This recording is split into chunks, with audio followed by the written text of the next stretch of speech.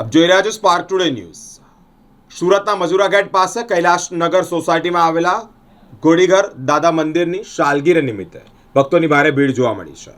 પગના દુખાવા અને અન્ય રોગોમાં રાહત માટે ઘોડીઘર દાદા લોકોમાં વિશેષ પ્રાર્થના કરે છે।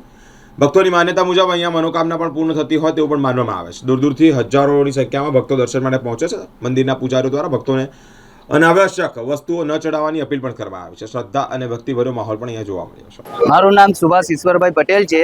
હું અહીંયાનો અત્યારે જોવા મળી રહ્યો છે કયો મંદિર છે અને એનો મહત્વ શું છે? આનો મઠો એ છે કે આ આપને રવિવાર જ ભરાય છે અને હોળીના આગલો રવિવાર હોય એ જ આવે। પછી ભલે હોળી છે ને સોમવારે હોય તો પણ આ છે ને રવિવાર જ એને ભરાશે। અને જો રવિવારે પણ જો હોળી હોય ને તો એનો આગલો રવિવાર જ આવે, એનાથી પહેલાં નહીં આવે।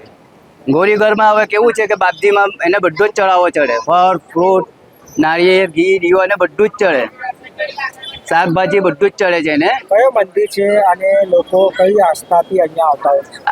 આમાં શું છે કે કોઈને ગોળીઓ થયેલી હોય, કોઈના હાથપગ દુખતા હોય, કોઈનું આખું શરીર દુખતું હોય, કોઈનું માથું દુખતું હોય, એના માટે અહીંયાનો મહત્વ આ જ છે કે એટલે એના માટે આવે છે લોકો ચડવા માટે।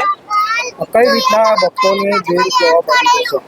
અત્યારે આ જે લાઈન છે એમની જ છે, બધા જે માનતા માને છે, માનતા લે છે, આજે એમની સાલગીરા કહેવાય ને એના કારણે આવે છે। કેટલા વર્ષો જૂનો મંદિર? આ વર્ષો જૂનું છે, લગભગ 200 વર્ષ જેવું જૂનું છે અને આ મંદિર છે 50 વર્ષથી છે, પણ મંદિરની મૂર્તિઓ જે જૂની છે ને એ 200 વર્ષ ઉપર હશે લગભગ। કયા ભગવાનનું મંદિર? આ ઘોડીઘર બાપજીનું મંદિર છે।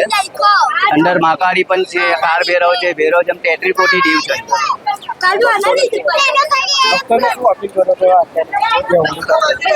ત્યારે ભક્તો એવું છે કે હવે પોતપોતાની રીતે જેવી જેવી માનતા માનેલી તે રીતે આવીને માનતા પૂરી કરવા માટે આવે છે લોકો।